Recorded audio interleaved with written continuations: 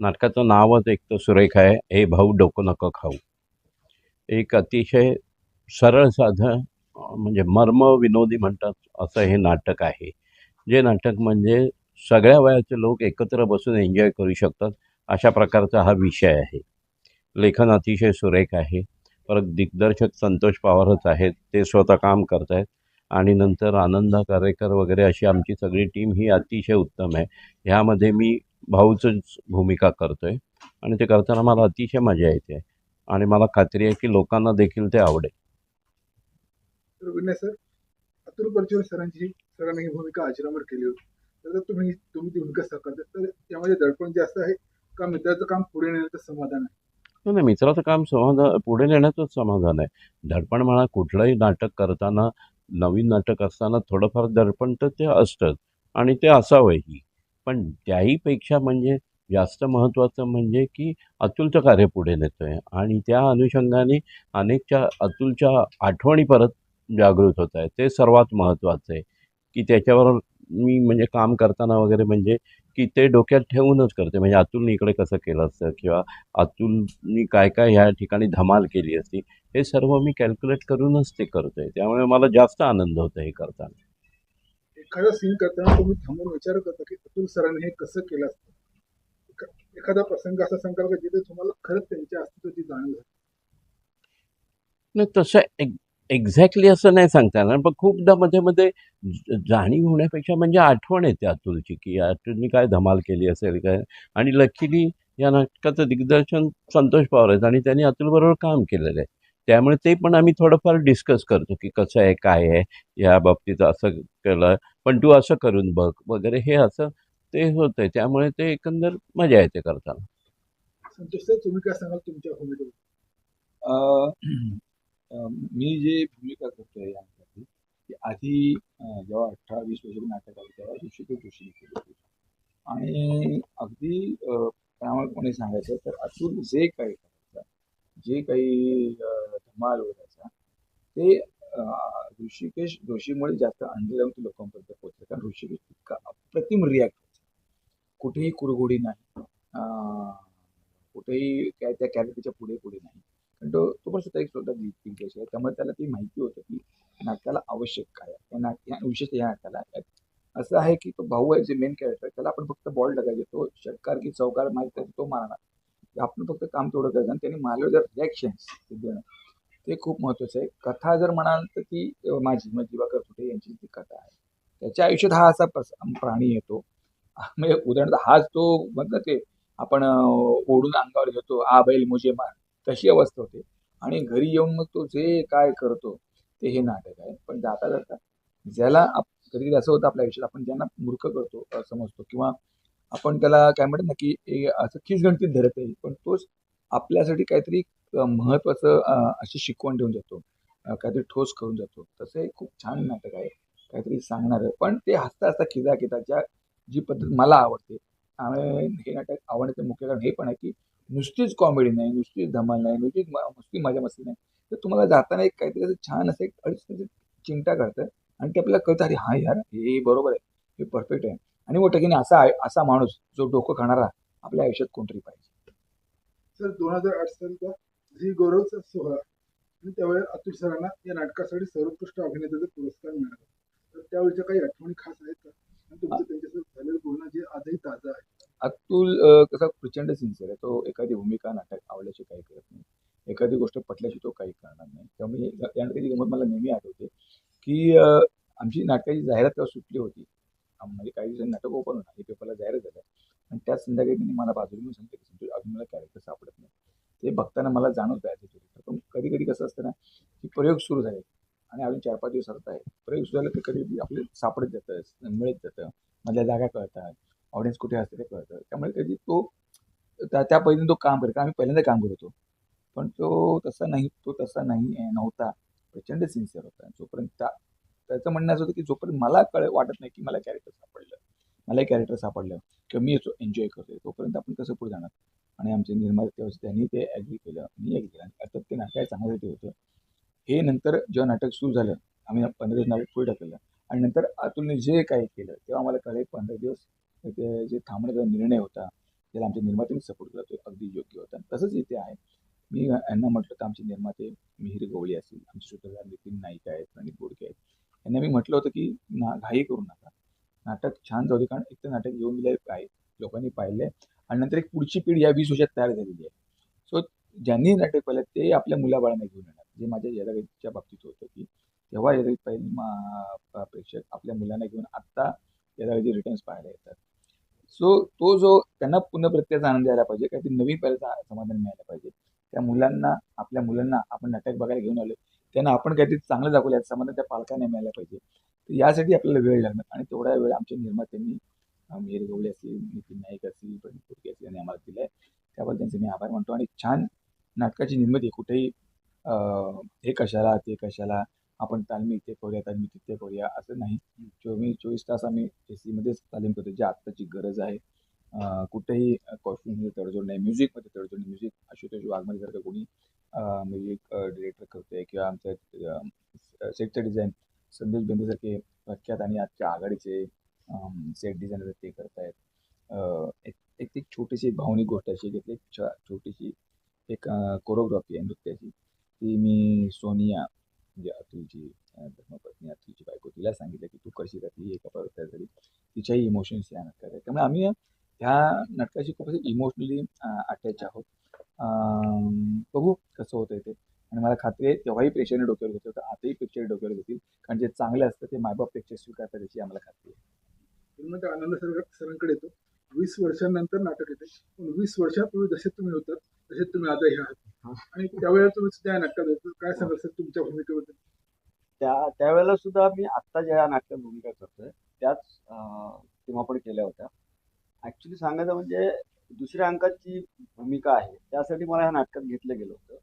पण नंतर असं झालं की अरे पहिल्या अंकात पण ह्या 2 एंट्रीज आहेत, मग त्यांना नवीन कलाकार म्हणजे नाटकाची काही गणित असतात, पुढे दौऱ्यात कलाकार वगैरे कमी करून त्यासाठी ते केले. पण ती पण छान झाली. आणि तेव्हापेक्षा सुद्धा आता संतोष सर आणि विनय सर असल्यामुळे आणखीन वेगळ्या प्रकारे त्याच भूमिका त्याच आहेत, पण त्या करताना आणखीन वेगळ्या प्रकारे केलेल्या आहेत. त्यामुळे ती करताना आणखीन खूप मजा येते. म्हणजे अतुल दादा बरोबर आणि ऋषिकेश बरोबर तर मजा आलीच होती.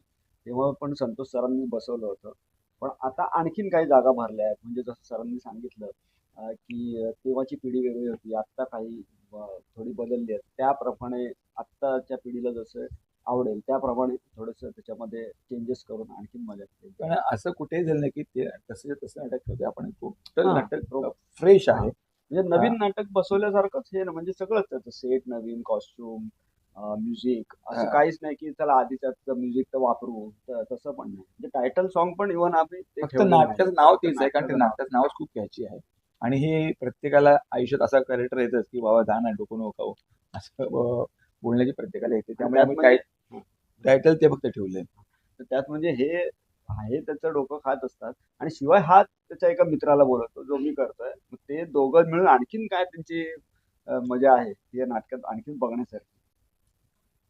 तर सर गेला माधव पुणेकरच्या प्रचंड यशानंतर हेच नाटक निवडण्याचं मुख्य तांत्रिक कारण काय होतं? संविधानात असं तुम्हाला काय आवडलं की तुम्ही तातडीनं होकार दिला?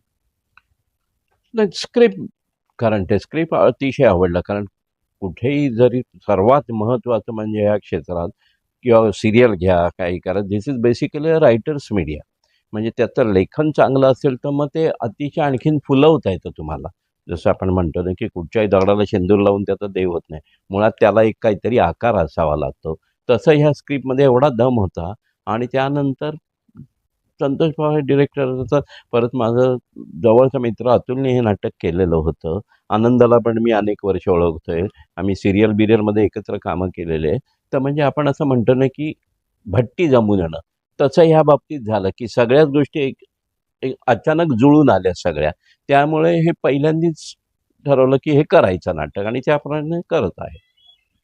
संतोष सर, काळ बदललाय, तर आजच्या काळात नव्या गोष्टींना तडका, आजच्या काळाप्रमाणे तडका देणे आता जी पिढी आहे तर किती आव्हान आहे? हो, नक्कीच तो तडका देणं आवश्यक होतं. कारण काय बऱ्याच गोष्टी बदलल्या. आता काय म्हणतात डिजिटल गोष्टी खूप आल्या आहेत. तेव्हा त्या नव्हत्या 20 वर्षापूर्वी. त्यामुळे त्या गोष्टीचा अंतर्भाव झाला. आणि माझं मुळात असं एक कुठल्याही कामाची मजा घ्यायची, आनंद घ्यायचा. आणि जर तेच करत असेल तर मला तो आनंद मिळणार नव्हता.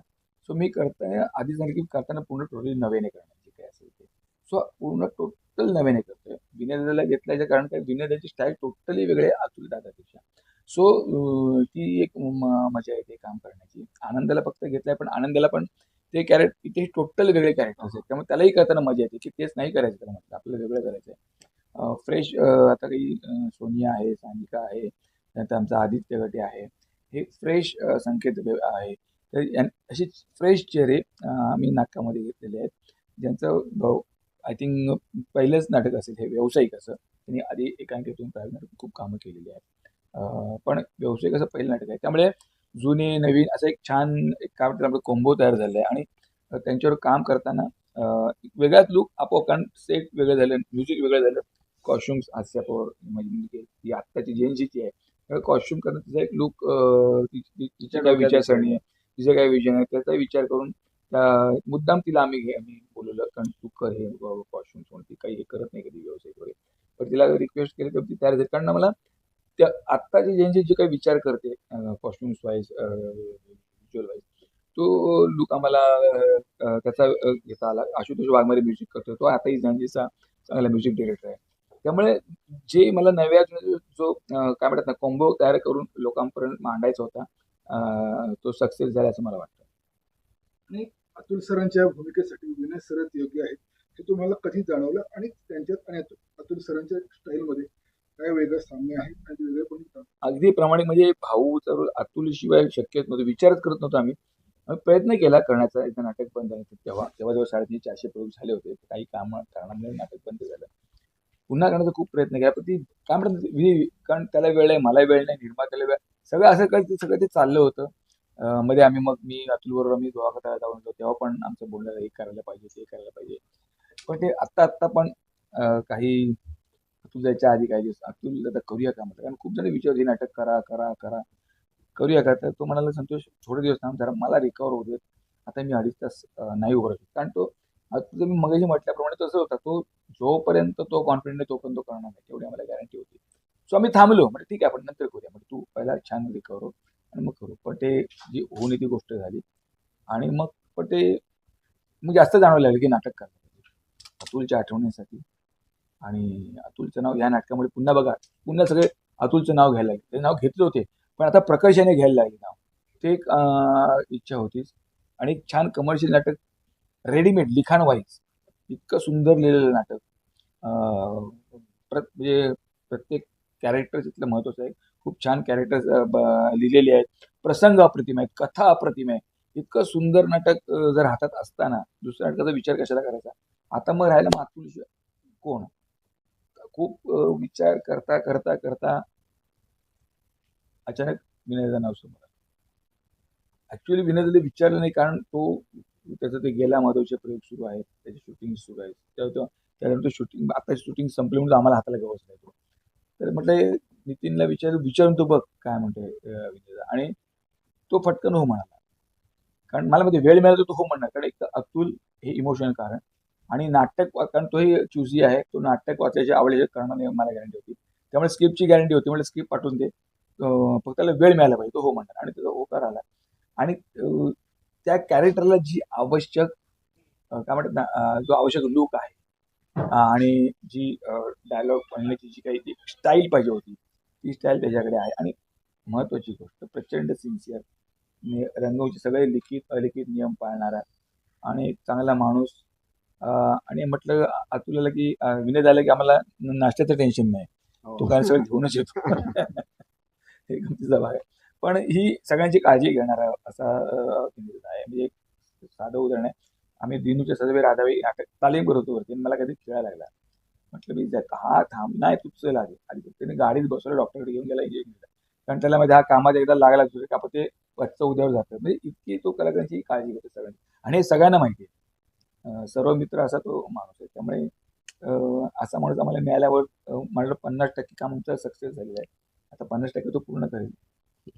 माझ्या शत्रुवाशी ते गोड आहेत. येस.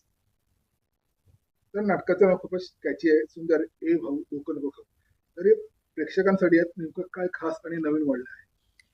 मी एवढं सांगतो की मी असं अंदाज केला, आम्ही ना किती कॉमेडी करतोय सगळ्यांना माहिती आहे, पण बोलताना आम्ही खूप गंभीरपणे बोलतो. कारण नेहमी बोलतो आम्ही कॉमेडी फार गंभीरपणे करतो.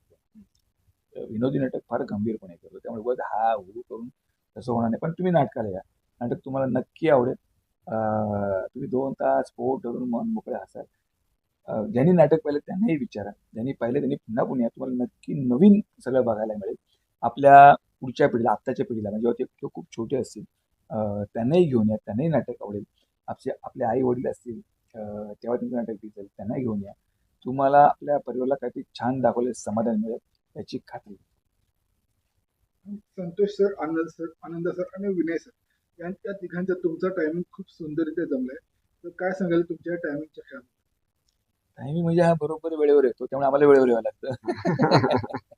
नाही टायमिंग म्हणजे विनोद हा शेवटी टायमिंगवरच अवलंबून आहे. जरा जरी टाइम मिस झाला तरी तुमचा विनोद गेला. आणि हे इतके काम करून आम्हाला कळलंय.